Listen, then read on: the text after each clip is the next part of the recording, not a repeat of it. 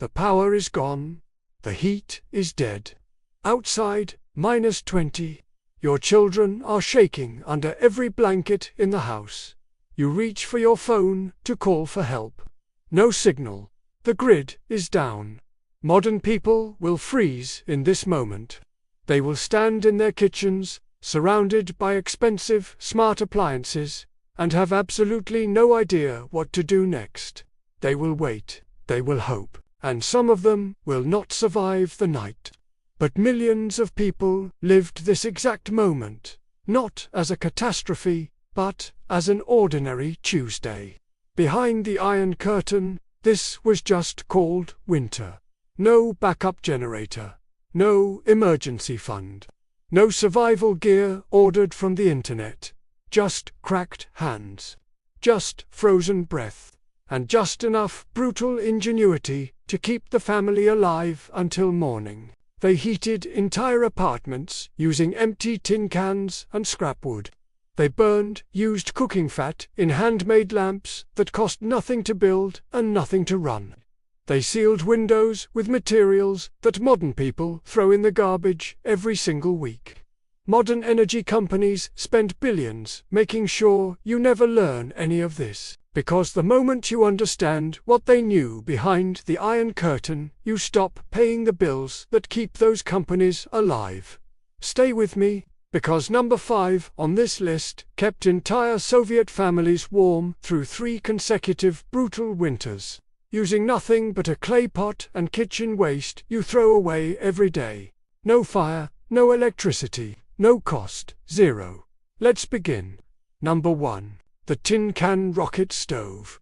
In the winter of 1977, in a concrete apartment block in Bucharest, the central heating failed for 11 consecutive days. The government said nothing. The repair crews never came. A retired factory engineer named Georgi went to his garbage pile. He pulled out 4 empty tin cans. He grabbed rusty wire and a broken chimney pipe he had saved for years. In 40 minutes, he built a rocket stove. The principle is brutally simple. 2 chambers, 1 vertical feed tube where you push in sticks or scrap wood. 1 horizontal combustion chamber where fire burns. The geometry creates a natural draft. Air is pulled from the bottom. Fire burns at extreme temperatures at the junction. Heat is forced upward with almost no smoke. A rocket stove burns at temperatures a campfire never reaches. It extracts nearly all energy from the fuel. A handful of sticks that would barely warm your hands will boil water in 4 minutes inside this thing. Georgi heated soup on his pie. He warmed stones that his grandchildren held through the night. You need 4 large equal tin cans, a can opener, metal shears, and wire. The larger 2 cans form the combustion body, the smaller to form the feed tube and airflow channel. Cut the bottoms. Nest them at 90 degrees. Wire them tight. Build time, under 1 hour. Fuel cost, 0. Modern people buy pellet stoves for $3,000 and panic when the electricity that runs the automatic feeder goes out. Georgi paid nothing, and he kept his family warm. Number 2. The terracotta radiant heater. This one will confuse you at first, then make you angry. In East Germany in the 1960s, families discovered something physics textbooks have always known but modern comfort culture buried completely. Unglazed terracotta, the same clay used in flower pots, absorbs heat at a remarkable rate and releases it slowly and deeply into a room. The method: 2 unglazed terracotta pots, 1 small, 1 large. Place the small one upside down over 4 or 5 tea candles. Place the large one upside down over the small one, with 1 small gap at the top. The candles heat the inner pot. The inner pot heats the outer pot. The outer pot radiates steady warmth outward, not flickering flame heat, but sustained, radiant warmth, the kind that actually warms a body. For candles, 2 clay pots. That is the entire system. This configuration can raise the temperature of a small sealed room by 3 to 5 degrees over several hours. In a crisis, where 2 degrees is the difference between survival and hypothermia, this is not a joke. The East Germans used rendered kitchen grease poured into tin lids with twisted rag wicks instead of store candles. Zero cost, zero electricity, zero gas. Your smart thermostat has Wi-Fi, voice control, and a monthly subscription fee. It is completely useless when the power is gone. 2 clay pots are never useless.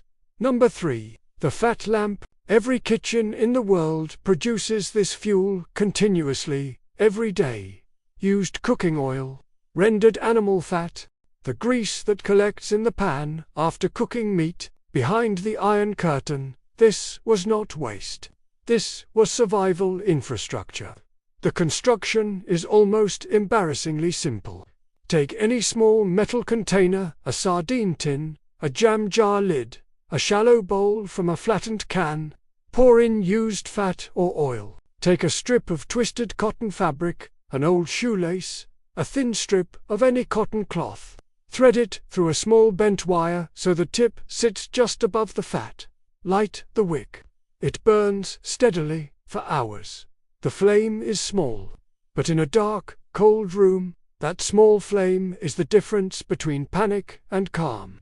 Between a child crying in total darkness and a child sleeping, combined with the terracotta heater from number 2, in a single sealed room, the thermal effect is real and survivable. The fuel is produced in your kitchen whether you plan for it or not. Modern people pour this down the drain and pay heating companies to warm their homes. Soviet families saved every drop. Number 4. The brick and stone heat battery. This is the one that will make engineers in the comments angry, because it works too well. Thermal mass. 2 words the modern construction industry quietly removed from mainstream housing design after World War II in favor of houses cheaper to build, more dependent on continuous energy, and far more profitable for energy companies. A dense material, stone, brick, clay, concrete, water, absorbs heat and releases it slowly over time. A thick stone wall warmed by fire will continue radiating heat for 6 to 12 hours after the fire goes completely cold. Iron Curtain families knew this and built around it. The Russian masonry pechka, a massive brick and clay stove, was fired intensely for 2 or 3 hours each morning. It then radiated stored heat slowly for the next 18 to 20 hours. 1 firing per day, 1 small pile of wood. Warmth for nearly a full day. You do not need to rebuild your house. Stack bricks around your heat source. Fill large metal containers with water and place them near heat while it burns. These objects store thermal energy and continue releasing it for hours after your fuel runs out. Water is especially effective. 10 large containers near a heat source act as a slow-release thermal battery through the night. Modern people heat homes with systems that stop the instant the energy bill stops being paid. Soviet grandmothers heated with physics that has no off switch. Stop for a moment. Look around the room you are sitting in right now. How long would you survive if the heating stopped tonight and never came back? Not how long before you called for help. How long before your body or your child's body was in real danger. Write that number in the comments. 1 hour, 6 hours, 3 days. The people who built these systems were not survivalists. They were not preppers. They were teachers, factory workers, grandmothers. They had this knowledge because their system gave them no other choice. You still have a choice. You are still watching. Let's keep going. Number 5. The clay pot slow combustion heater. In Carpathian villages of western Ukraine, where winters regularly dropped to -30 and Soviet supply lines were, to put it politely, unreliable, families developed a method that burned almost nothing and produced sustained heat for hours. Slow combustion. Smoldering. Instead of burning fuel fast and hot, you compress it tightly, restrict oxygen severely, and allow it to burn at the lowest possible rate, not flaming, but glowing. A compressed cylinder of tightly packed organic material, dried leaves, rolled newspaper, compressed sawdust, dried agricultural waste, placed inside a clay pot with a small air hole, covered with a second pot, will smolder for 6 to 8 hours on a single loading, continuous steady heat, the entire time. The fuel is gathered from the ground, dried leaves, twigs, field waste, compressed by hand, dried, stored. Ukrainian grandmothers stacked 3 of these units in a small back room at night. The children slept there. The temperature held. Every morning they loaded them again. 3 consecutive brutal winters. The family survived. Modern people set smart thermostats to exactly 21.5 degrees from an app while their car warms up in a heated garage. The Ukrainian grandmothers had clay pots and dead leaves. Guess which family survives when the grid goes down? Number 6. The newspaper insulation system. Before you dismiss this one, stop. Thermal resistance measurements for layered newspaper have existed in engineering literature for decades. They were not widely promoted, not convenient for the insulation manufacturing industry that became enormously profitable in the post-war construction boom. Newspaper layered, compressed, or stuffed has thermal resistance values that rival cheap modern insulation products. Behind the Iron Curtain, this was standard knowledge. Walls lined with thick newspaper layers under wallpaper, windows stuffed around frames with tightly packed rolled newspaper, door frames sealed, floors covered with newspaper layers under rugs. Eastern European families routinely reduced room heat loss by 30 to 40% using only materials that arrived through the mail slot. In a crisis, every unused door is a heat leak. Stuff the gap under it. Every window frame is a cold air pipeline. Pack it. Every exterior wall radiates your warmth outward. Cover it with bookshelves, hung blankets, newspaper behind furniture. Modern people spend thousands on spray foam and weatherproofing kits. Soviet families spent nothing, and were warmer. Number 7. The Body Heat Collective. No technology, no engineering, no materials, and possibly the most powerful method on this entire list. A single human body generates approximately 80 to 100 watts of heat continuously. Your body is a furnace. Small, but constant. One person alone in a cold room loses most of that heat to the environment. 5 people in the same small room retain it collectively. A small, sealed room occupied by 5 sleeping bodies will rise significantly in temperature, even with 0 additional heat source. Iron Curtain families practiced this, not because someone taught them a survival course. They practiced it because they had no choice, and it kept children alive. The protocol is simple. Find the smallest interior room in your home, furthest from exterior walls. Bring every mattress and blanket there. Everyone sleeps in that room.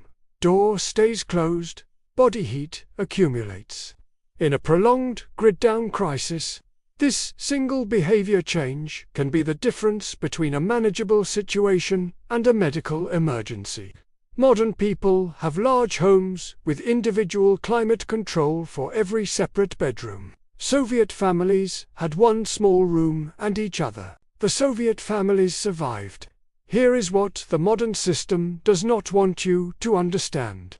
This knowledge was not invented by survival experts or prepper influencers. It was not sold in expensive courses.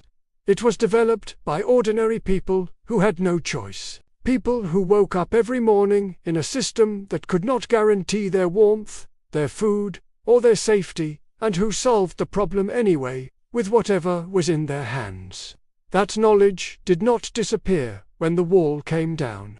It disappeared when it became inconvenient for companies that sell you warmth by the kilowatt. The modern system is fragile in ways most people refuse to think about until the moment it fails them.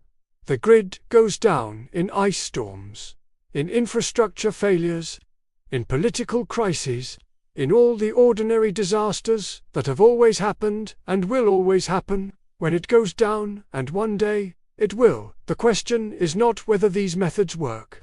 History already answered that. They kept millions of people alive for decades under conditions that would break the modern world in 72 hours. The question is whether you remember them before the moment arrives. You remember them now. Save this video. Build one of these before you need it. Ask yourself honestly, how long would your family survive? The tin can in your recycling bin right now is a rocket stove waiting to be built. The terracotta pot on your windowsill is a radiant heater waiting to be used. The cooking fat in your pan is lamp fuel waiting to be saved. The newspaper stacked in your corner is insulation waiting to be installed. You are not starting from zero. You are surrounded by the tools. The only thing missing was the knowledge. Now you have it.